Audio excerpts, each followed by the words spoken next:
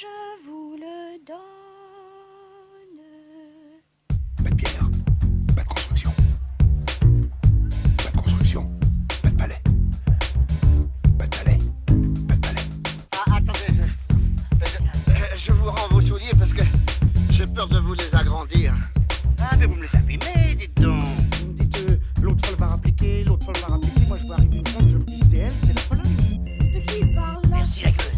Tu es un laidron mais tu es bien bonne. T'as pas vu ton pif, Quand tu te mouches, t'as pas l'impression de serrer la main à pote? Là, je n'en peux plus. Je suis en bout du rouleau. J'ai envie de rentrer, me foutre mes enfants et terminer mon soir.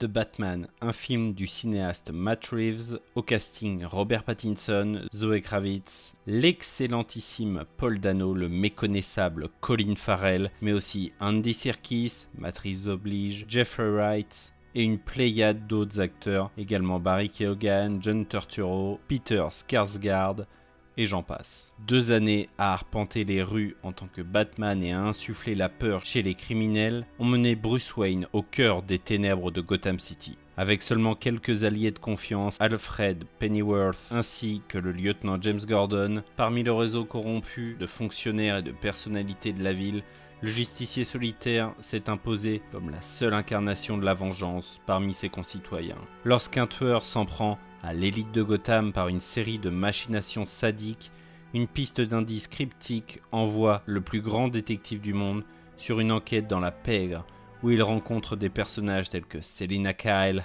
Catwoman, Oswald Cobblepot, le pingouin, Carmine Falcone et Edward Nashton, l'homme mystère. Alors que les preuves s'accumulent et que l'ampleur des plans du coupable devient claire, Batman doit forger de nouvelles relations, démasquer le coupable et rétablir un semblant de justice au milieu de l'abus de pouvoir et de corruption sévissant à Gotham City depuis longtemps. La peur est un outil. Cette lumière qui déchire le ciel, ce n'est pas qu'un appel à l'aide. C'est un avertissement.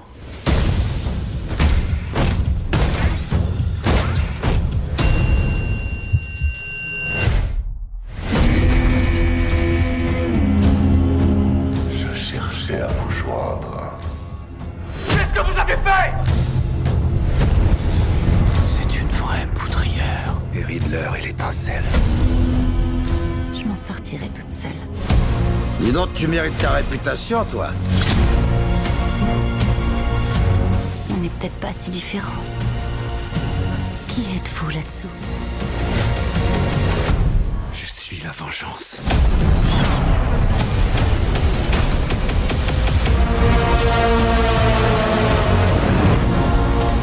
Qui erre sur terre et fend les airs pour mordre la poussière? Toi. Seigneur Dieu. Là, je t'ai bien eu. Je t'ai bien eu.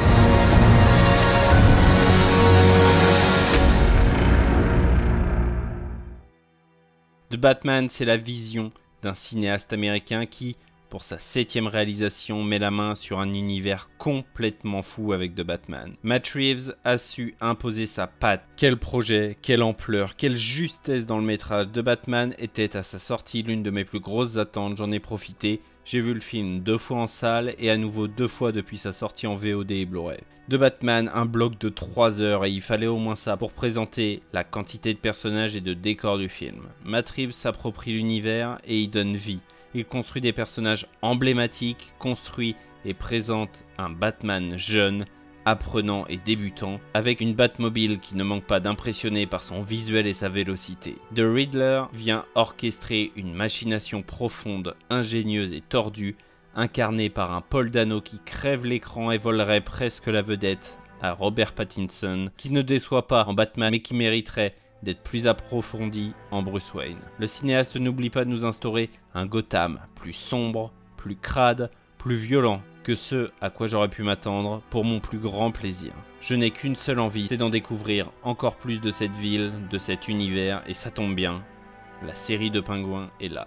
En effet, après la série avortée sur le GCPD, le poste de police de Gotham, la série, centrée sur le personnage incarné par Colin Farrell, a débarqué sur Max. Et c'est peu dire qu'elle signe une maestria à elle toute seule.